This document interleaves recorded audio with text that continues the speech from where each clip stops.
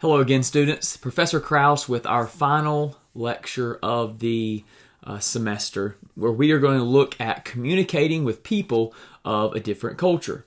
In the previous lecture, we introduced the idea of specific challenges to doing ministry cross-culturally. Today, we are going to talk about one of the most important aspects of being prepared to do mission work, and that is understanding how different cultures communicate and then being able to communicate effectively with those different cultures. Let's open in prayer.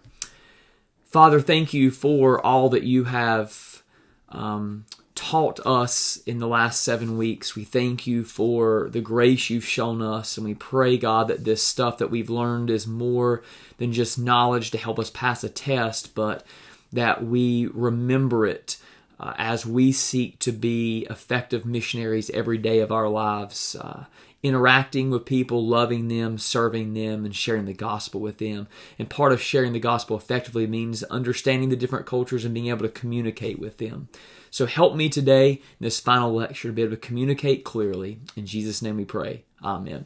All right, so let's talk about some of the ins and outs. Communicating with people of other cultures.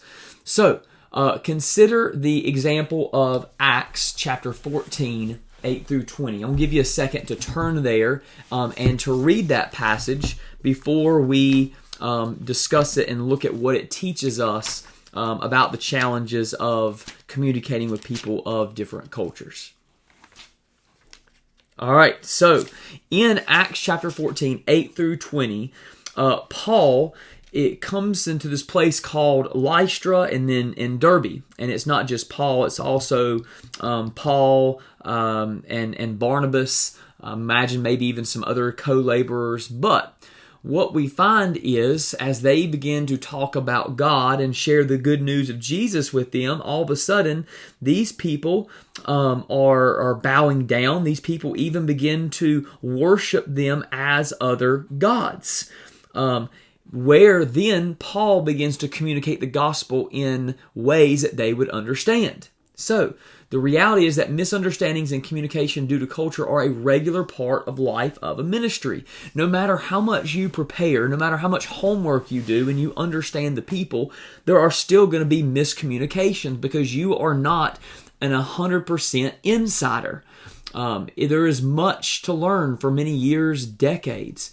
Paul and Barnabas, step into a culture that they probably understand because of their awareness of Gentiles and other cultures, and yet they find themselves in a very, very different situation they found in Jerusalem. These people were actually trying to worship them as gods because they're able to heal. And so this is where, practically being able to communicate with somebody from a different culture that is absolutely essential.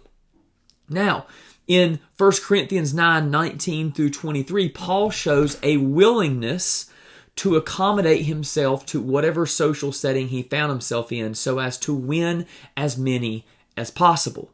Now, in order for Paul to accommodate himself to these different social settings, guess what?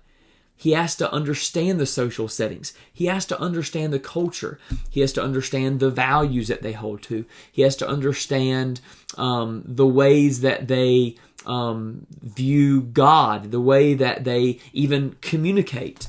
And being able to do that is the only way that Paul is going to be able to be like a Jew to the Jew and be like a Gentile to the Gentiles and be able to go in and out and interact with these different cultures. It's not just something you can step into and it automatically takes place. It takes work and hard work, but it's something we have to be able to do.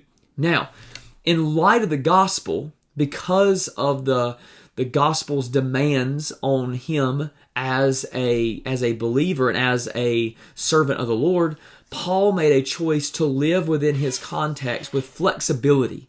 He was able to adapt. He was willing to learn and to change his methods of doing ministry, focusing on the gospel and focusing on Christ, but also as he learned things in the culture, he was able to shift and to communicate the gospel effectively. Paul doesn't ever change what he believes, but he changes how he lived or behaved, how he communicated. Communication is more than just words. Communication, it involves being able to understand people and to communication, to communicate with them outside of just words, but also in the manners you have towards them, the way you react to them. Those things also communicate something. Paul was advocating that Christians pay attention to people's self-perception when communicating the gospel and act in such a way that their audience can understand the message from their own environment. If we are only able to preach the gospel, teach the gospel, make disciples from within our own environment, then we're never going to be as effective as we need to be, because not only in our own world, but not only in our own backyard, but also all over the globe, people live in a different environment, and we have to understand that and be able to communicate in ways that they can understand. So let's talk about some very important communication facts. Number one, everything that people do communicates. Words, actions, and even gestures all communicate, right? Everything that people do communicates something. Even the most subtlest reactions of the face communicate something to someone. And in different cultures, different gestures have different meanings. And so, if you don't understand them or you're not trying to learn them, then you might really turn off people. So, words, actions, and gestures all communicate. We have to understand that and understand how we can communicate love and a desire to get to know people effectively. Number two, the goal of communication is always more than just to impart information. Words and actions that we use are in a missionary context are used for much more than just to give people facts. We are trying to communicate something about the words, why the gospel is important, why we left our home and moved somewhere else to spend time with these people. Like, the goal of communicating is more than just, giving them words, but to impart something more than just information. It's to persuade. It's to communicate that we care about them and God communicates with them and they can be saved. Number three, the communication process is more complex than most people realize. Most people think, well, if I just learn the language, I'll be good. If I just learn some gestures, I'll be good. But it's so much deeper. Again, people, think about somebody coming from their country to our country. I've lived for 42 years. I know American culture, especially rural culture, pretty well.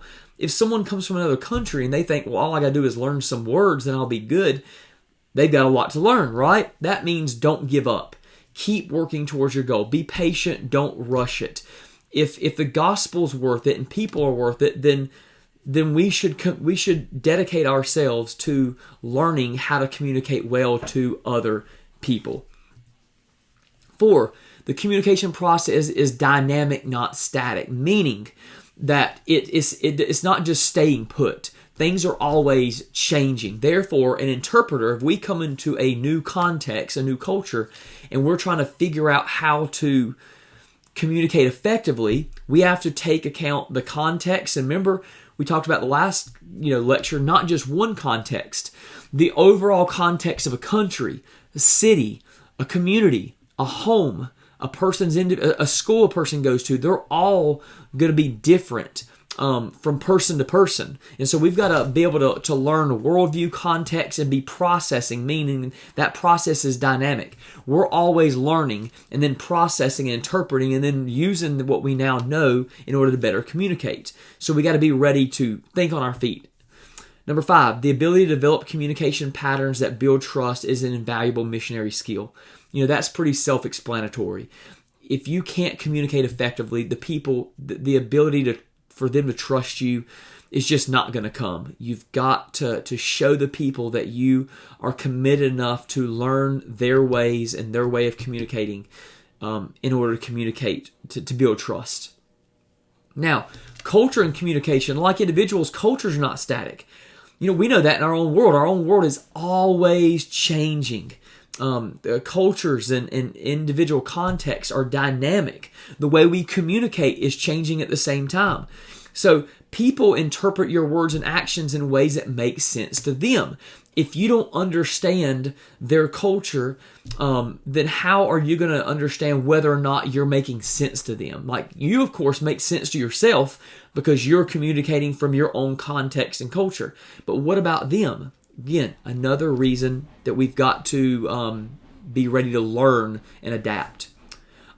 Most of the routine decisions in our lives and much of our daily behavior are prompted by the basic values we have learned in our childhood, which means what? Well, number one means we've got to understand ourselves before we can understand others.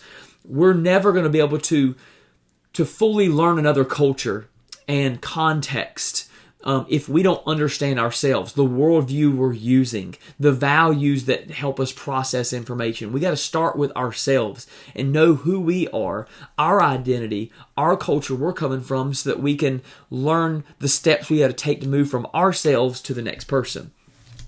Action 2, understanding others. We have to spend time with others. Yes, before you reach the mission field, before you go into another community in your own backyard to reach them with the gospel, you can do your homework. But most of the work of understanding others is going to take place when we get there, when we have conversations with them, when we watch them and the way that they live. We see the values and priorities that drive their decision making. Number 3, adding to your repertoire, which we've already talked about. We have to constantly be adding to our toolbox, our tool belt, in order to better understand and connect people from different cultures. Philippians 2, 1-5, Paul says that as servants of the Lord with the mind of Christ, we are to consider others and their needs and not just our own. We have to be willing to be humble and ready to serve others if we're going to go through the hard work of constantly adding to our toolbox how we can effectively communicate to people of different cultures. Number 4, breaking default habits. Now, this is tough. We are likely, as we learn about different cultures, going to kind of come to a point where we realize the way we live, the way we think, the way we normally do things is going to be different than the habits, the people we are trying to reach. And not only are they different, but they're going to be harmful to our ability to minister to them if we just double down on doing things our way. So, if our values and habits are unbiblical, then obviously we must break from them. But even if we have habits that maybe aren't, or attitudes that aren't wrong in of themselves, but might clash with this new culture, then we've got to be willing to think, okay, as this bottom quote says, we have to bring the Word of God into our thinking and behavior, and that's critical. As Paul encourages us to, take into account the way others think and the others live in order to be effective, we got to become like the Gentiles to reach the Gentiles. This is hard, but this is something we've got to be willing to do. The most obvious sinful habits are easy, but what about those that might cause damage to building trust with other people? We got to be willing to break from that. And just a final note, thinking through, every culture views time different. They view values different. A book, this book's not perfect. A lot of mission books like our own talk about the difference in the culture. But like, for example, misreading scripture with Western eyes. It's more of a hermeneutics interpretation type book, but it brings to life some of the main differences that people have in the way they communicate, the values they have, the way they're brought up. And understanding those are critical to being able to effectively minister. You can understand you're called, you can do all the preparation you want, you can understand how to live on mission, the basics. But if you're not willing to learn about different cultures and become like them as much as possible, then ministering cross-culturally, communicating cross-culturally is going to prevent you from being the missionary you can and you need to be faithful and effective. So I want to thank you for your time throughout this session. I know it's a lot of lectures, a lot of time, but I pray that each of these lectures, you understand that each of them are like building blocks. They're building a foundation in us that whether we are called to go overseas or whether we're called to minister to a people or our neighbor right across the street who's different than us, these lectures hopefully have prepared you to think more fully. Or maybe you're part of a church and you're wanting to equip missionaries to send them out. Hopefully this has been helpful. I appreciate your time and attention. If there's any feedback you have for me, please feel free to email me. And hopefully we'll cross paths soon. God bless.